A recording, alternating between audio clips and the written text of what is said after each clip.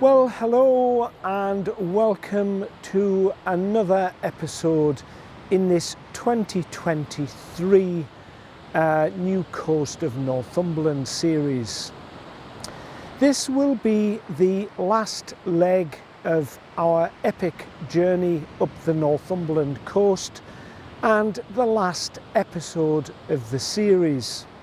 Today I'm in a place called Goswick, which lies just to the north of Lindisfarne Island. By car, Lindisfarne is 10 miles away, but you can actually walk along the shore here from the golf course, and the causeway at Lindisfarne is only 2 miles away. The name of this place is Anglo-Saxon in origin and means goose town, although there was never a town here, just an arrangement of farm settlements. The Anglo-Saxons used the word wick to describe any settlement, big or small. Here in Northumberland there are lots of wicks. Goswick, where we are today, just a mile up the road is Cheswick. There's also a Denwick, an Aberwick, a Lowick, a Fenwick. Then of course we have Berwick, and of course you will all know Alnwick from Harry Potter fame. The gentry here were the Goswick family, taking their name from the settlement. They became lords of the manor in the family seat in Bedfordshire in Anglo-Saxon times, known as Mercia. There are no real historical events here until you get to the Victorian period. When the railways came in the 1840s, 3 independent companies built a connected railway that ran from London to Edinburgh, but specific to their own region. This became known as the East Coast Main Line and is still called that today. The company responsible for the Northumberland section of that line was North East Railways. In 1870 they opened a station here called Windmill Hill, though in 1898 this was changed to Goswick Station. A number of rail disasters all happened here over the decades, and the first was in 1907. Back then, signals were a mechanical arm situated on a high pole or gantry. A goods train consisting of a steam engine, 20 wagons and a guard's van failed to stop at a danger stop signal. Travelling at high speed, it came off the rails at a set of points. The train turned over and landed in a ditch. The driver and fireman were killed instantly, and the guardsman took 3 months to recover sufficiently to be able to give evidence at the hearing. During the war years, the station was closed to passengers, but then reopened in 1946. The 26th of October 1947 saw the second big rail crash at Goswick. Some maintenance was being carried out on the main line, and a diversion was in place on the Goswick section of the line. At 11:15 a.m, the Flying Scotsman Express, travelling from Edinburgh to London at high speed, failed to slow down. It derailed, killing 27 passengers and one of the crew. 59 were seriously injured. The engine was pulling 15 carriages. Only the last 4 coaches stayed upright. The rest ended up in the ditch at the side of the line. The final accident happened at 9:15 p.m. on the 28th of October 1953, when a passenger express from Glasgow, travelling at 55 miles per hour, derailed at the same set of points. All the carriages stayed upright and only one person was injured. On the 15th of September 1958, Goswick station was closed to passengers as it was no longer viable to staff it. And on the 10th of August 1964, it was closed to goods trains as well, due to Lord Beeching's report. The East Coast Main Line still exists, of course, and today it is electrified and at present run by the LNER company with the Japanese-built trains Azuma. Azuma means east in Japanese, by the way. On the West Coast Main Line, the trains are Avanti, which means forward in Japanese. Just a few incidental snippets for your information. Goswick is best known for its award-winning golf club, with one of the top links courses anywhere in England. The small dune mound in the centre of the beach has nesting seabirds such as ringed plover, turnstones and oyster catchers. I've just turned the camera around for a moment we're actually pointing south here, just to show you the fenced off area there behind me. It's to protect the ground nesting birds. There's quite a large area of the shore actually roped off there to protect them, and it's roped off between the end of April and the end of August, beginning of September. If the birds are disturbed, they tend to abandon the nest, and therefore the eggs go cold and the chicks die. It is illegal to disturb these birds. They are classed as Schedule 1 listed birds. So if you're visiting here, you must stay out of that area between the end of April and beginning of September. And obviously dogs have to be kept under strict control. A warden does patrol the site at all times. The beach here is rarely crowded, as most visitors come here for the golf. But it has a stunning beach connecting the north beach of Lindisfarne with Cocklawburn.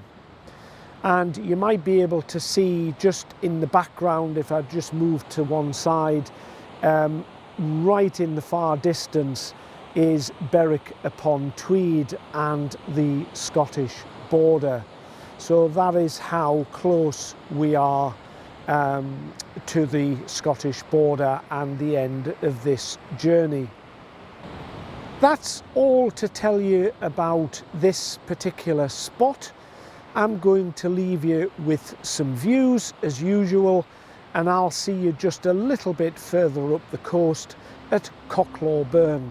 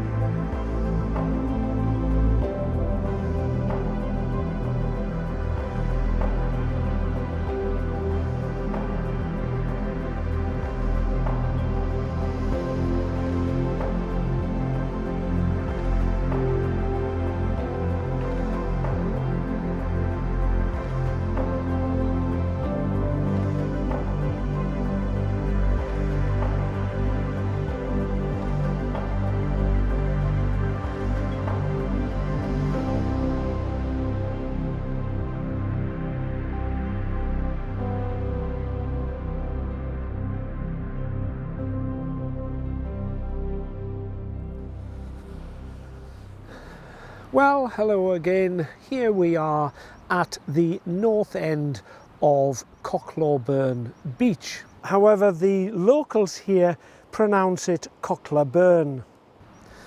With a name so unusual as Cocklawburn, I expected to see a myriad of etymology explanations when I researched it.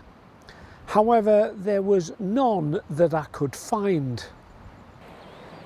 So, using some common sense, I'm going to hazard a guess as to how the name came about, just as I did when we were at Howick. And I'm guessing that the burn part of the name comes from Cocklawburn, which appears about midway along the beach where it forms its estuary. The law part comes from the Scottish dialect, and that means a hill or high burial ground. The cock in Anglo-Saxon is spelt C-O-C-C and means dweller by the hill. So in summary, my guess is that Cocklawburn translates as the river at the hill dwelling. If anyone has any better analogies, then please write a comment below and let me know. The geology here is worth a mention. And as I said in earlier episodes, my geology studies began here on this particular beach and this stretch of coastline. The rocks here are mostly from the Carboniferous era, which was around 320 million years ago. The land mass that was Britain at that time was roughly where the Mediterranean is today, with a succession of warm, shallow seas producing sandstone layers and then turning into salt-laden lakes producing limestone. Shale and coal were deposited when the land became a swamp and then followed by a tropical forest. All of these rocks are present on this beach and the fossil content is tremendous. Crinoids, brachiopods and cephalopods are very common fossils found here. Fossil corals such as Dibunophyllum have been found along with Siphonodendron. Zoophycos is the name given to the fossilised system of conical burrows left by sandworms known as polychaete worms. Polychaete worms are more commonly known as bristleworms due to their many legs. The word polychaete is Greek in origin and means having many legs. They burrowed in concentric spiralling circles, and it is the traces of those burrows which become fossilised. Lots of plant fossils can be found in the coal layers here, such as Lepidodendron and Stigmates. Lepidodendron was a tree which grew in the swamps of the Carboniferous forests. The leaves formed at the top of the trunk, and as it grew, the lower leaves dropped off, leaving snake skin-like scales. Stigmates were the roots of those trees.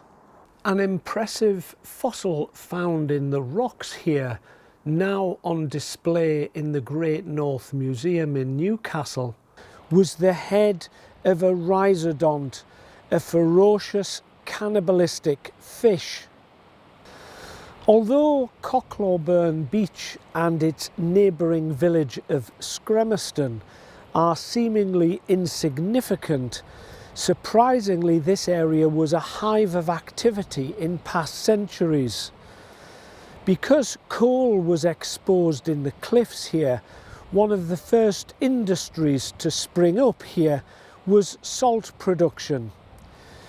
You will recall the salt water from the sea was put into large pans, heated by coal fires, and the dried salt harvested for export. The cluster of buildings on the North Headland was known as Sea House and built in the 1700s. It was thought to be the first stone dwelling here and was built as a corn mill. The coming of the railways brought the possibility to expand the industries here. The abundance of good quality clay allowed a brickworks to be established. The 1800s also saw a quicklime industry establish itself here.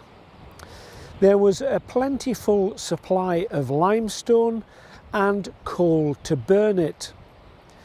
The lime kilns were built on the shore facing out to sea. At night it was reported that the sky lit up with the fires and could be seen far out at sea. The kilns were often blamed for shipping disasters because the kiln fires were mistaken for lighthouses.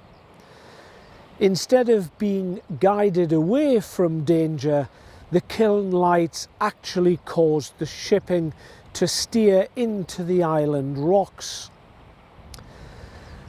The kilns operated until 1910, when the work ceased. During both wars, the kilns became ideal gun emplacements, elevated and completely protected. After the Second World War, the industry went from here, leaving the surrounding hamlets and villages to return to nature and seclusion. Clues to its industrial past can be seen here if you know what you're looking for. Its post-industrial landscape has left an amazing variety of wild flowers abundant throughout the seasons as they colonise the spoil heaps and railway embankments. Flowers such as cranesbill, orchids, cowslips, primroses and viper's bugloss are just some of the flowers to be found here. To most visitors, Cocklawburn is just another stunning beach with amazing views. Speaking of views, I'm going to leave you with the views of here, and I'm journeying just a little bit further north, so I will see you there very shortly.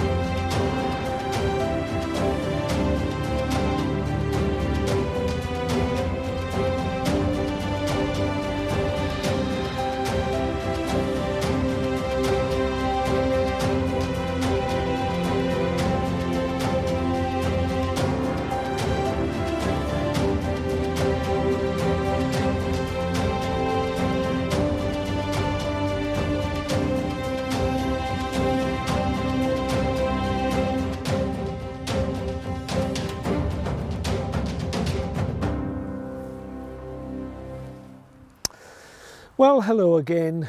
I am now in a town on the south side of the River Tweed called Spittal.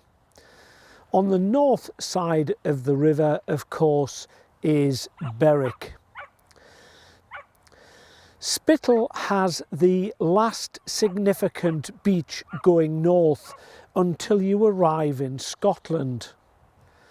The town's name comes from the word hospital. It refers to a hospital which was built here in the 1100s to house lepers. The hospital was known as God's Place and named after St. Bartholomew. It needed to be outside the walls of Berwick, so was built on the south side of the river. Over the centuries, the word was shortened from hospital to spittle, and while no evidence of this leper hospital exists above ground today, the name has stuck. The first dwellings here were fishing cottages built around 1122 and was one of the oldest known fisheries on the coast. During the medieval period, the majority of the land here was owned by the Bishop of Durham. The noble families such as the Greys, the Herons and the Manners families paid a rent to the bishop to work the lands. Back then, the mainland route between Berwick and the island of Lindisfarne passed through Spittal, making it ideally placed for passing trade. On the more salubrious side, Spittal was an ideal hub for smugglers, landing their cargoes in Spittal Harbour. The harbour was on the south side of the river, away from the eyes of the coast guards, based on the Berwick side of the river.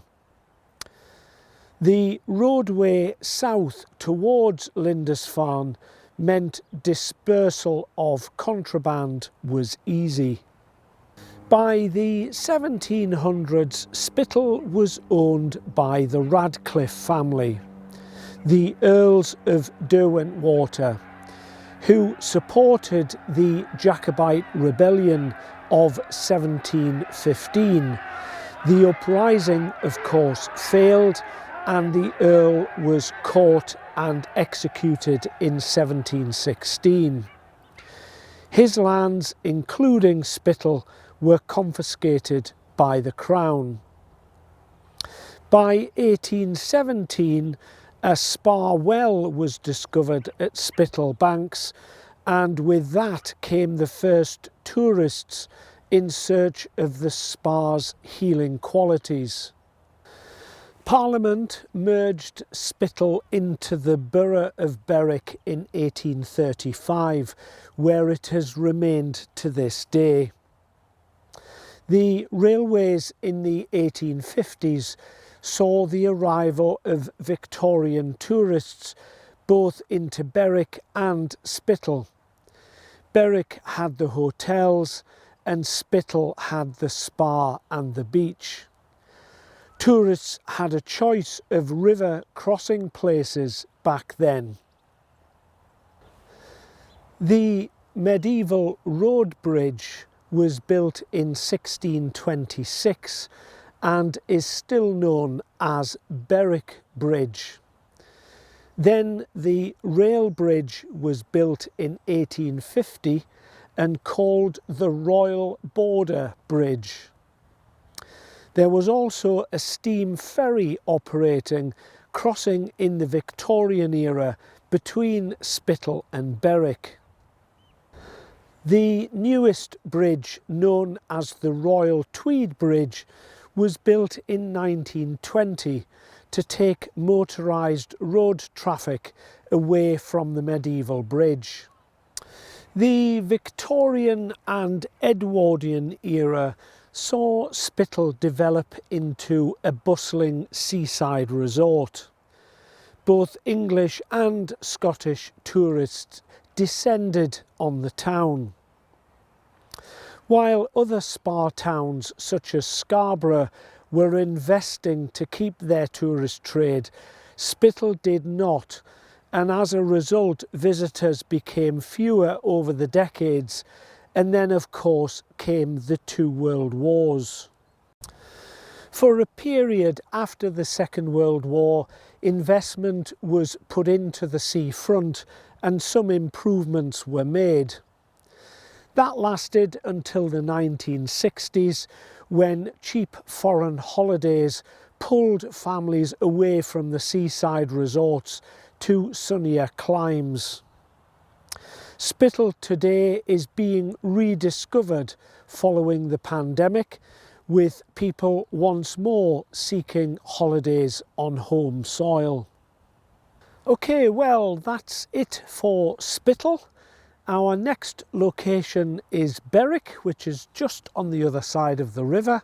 So I will leave you with the views of here, and I'll see you all again in a few minutes.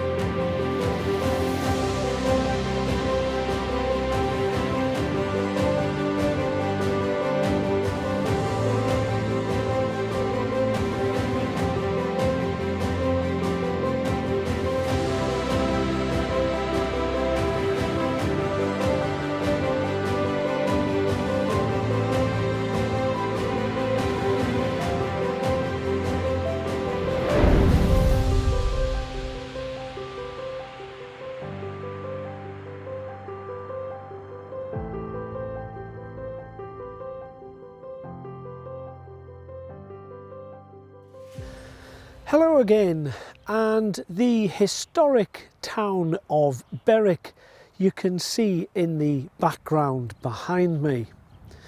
Its full name is Berwick upon Tweed, and its name comes from two Anglo-Saxon words, ber meaning barley and wick meaning town or settlement. So Berwick is Barley Town. Berwick can lay claim to being the most historic town in England. Berwick began as a small settlement in the Anglo-Saxon kingdom of Bernicia until around 1018, when the Scots took it after the Battle of Carham. 13 times it changed hands, from being English to Scottish and then back again until 1482, when it was finally taken back by Richard III, and it has remained part of England ever since. The local people, however, don't regard themselves as English or Scottish, but rather as Tweedsiders.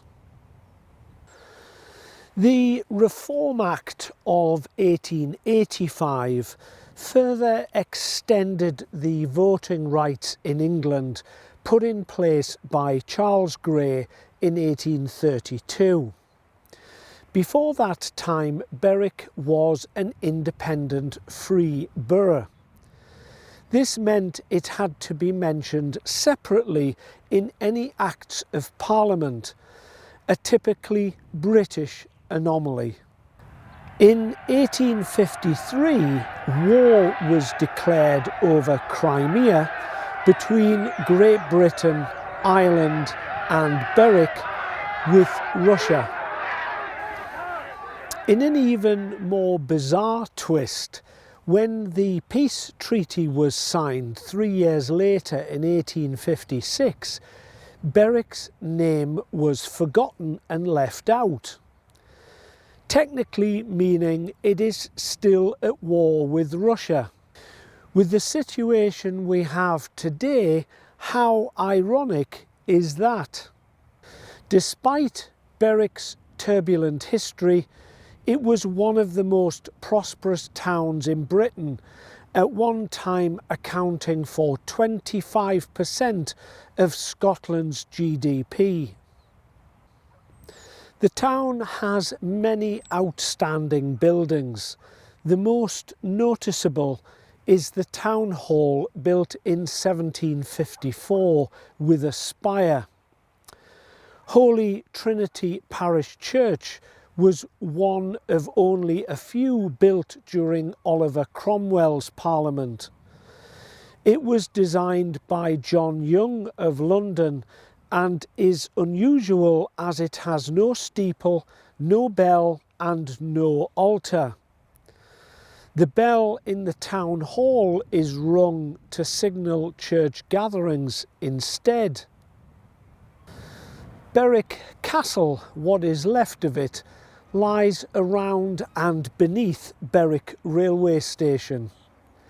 The original castle was built by David I of Scotland and then extended by Edward I in the 1290s. A good portion of the walls and the dungeons still exist down by the river. There is an easy route to walk down from the station, but the most famous route is via breakneck stairs, so named for obvious reasons. On the north edge of the old town, where the original town walls were, lies the remains of a bell tower and a medieval gun battery. There were 4 towers placed at each corner of the town as an early warning system of oncoming invaders. Obviously a legacy from its turbulent past, being raided so many times. This one was built in 1577 and replaced an earlier tower. The idea was that the lookout on duty would ring the bell on seeing any incoming threat, be it on land or sea. 3 ships approaching meant 3 rings on the bell and a flag pointed in the direction of their approach. Similarly, 10 riders on horseback would mean the bell was rung 10 times and the flag pointed in the direction of their approach.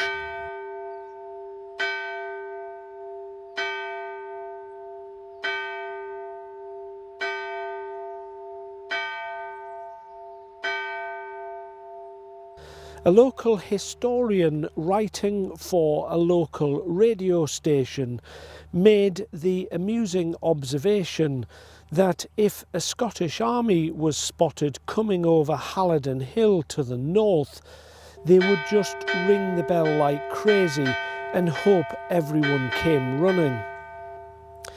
Any lookout caught napping on the job was punished by execution. Such was the importance and responsibility of the job. This is the only tower to survive due to its importance to passing ships using it as a navigation point. The other 3 towers were all demolished over time. Another remarkable and outstanding feature in Berwick is the defensive walls surrounding the town. They were built by the order of Queen Elizabeth I and said to be the most expensive fortifications installed during her reign. They are built to a particular design known as Tres Italien style. Because the artillery of the 1500s were fixed cannons, they couldn't be moved easily to defend blind spots along a defensive wall. The Tres Italien design, named after the forts first seen around the Mediterranean in the 1400s, was ideal because cannons could be placed on each aspect so there were no blind spots, giving maximum protection. I guess Elizabeth I was taking no risks with the Scots, spending so much money on the walls after her sister Bloody Mary nearly had her beheaded. Although Berwick is set to remain English, it still retains many of its Scottish connections. Its football team plays in the Scottish Football League, currently in the top half of the Lowland League. Scottish banks are present on the High Street, and many of its buildings are built in typical Scottish red sandstone. You'll find Berwick is a fantastic place to visit or spend a holiday.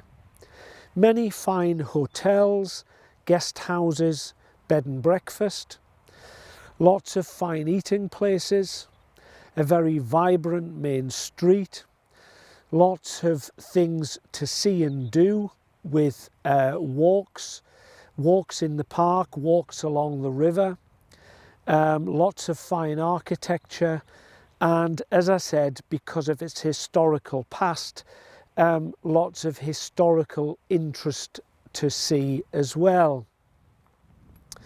But to conclude this series properly, I need to go another 2 miles north to the border with Scotland. So while I travel up there, I will leave you with some of the views here in Berwick, and I'll see you up there in a few moments.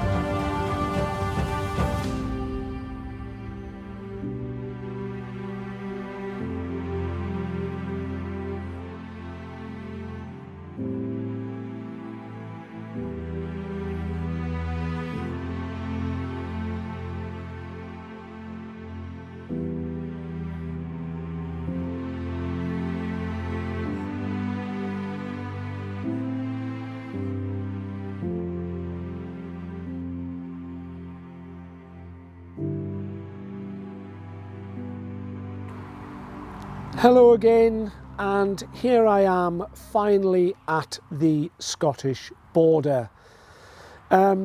Believe it or not, that is the end of this epic series. It's by far the biggest project I've undertaken so far. We've travelled a distance of 67 miles from Blythe, where we began in the south of the county, to here finally at the Scottish border. From here going north, the dramatic rocky cliffs continue, occasionally interrupted with hidden bays, all hiding their own secrets. It's not until you reach the next settlement at Eyemouth that the sandy beaches return. If you ever travel the East Coast main line to Edinburgh, you get some tremendous views of the coast as the line passes right along the cliff tops. In fact, from Warkworth northwards, the train gives you some spectacular views of the coast. Just remember to sit on the right-hand side of the train going up and the left-hand side coming south. So that's it. If you've enjoyed the episode and indeed the series, please give them a like. Subscribe if you haven't already done so, because it all helps the channel to grow and more people to see my films. Don't forget to hit the bell icon, and that is to receive notifications of any future releases. If you've got any knowledge, additional knowledge to the stuff that I've provided, or memories that you would like to share, then please write it in the comments below. So I will bid you farewell. I wish you all good health and my very best wishes till I see you all again. Goodbye now.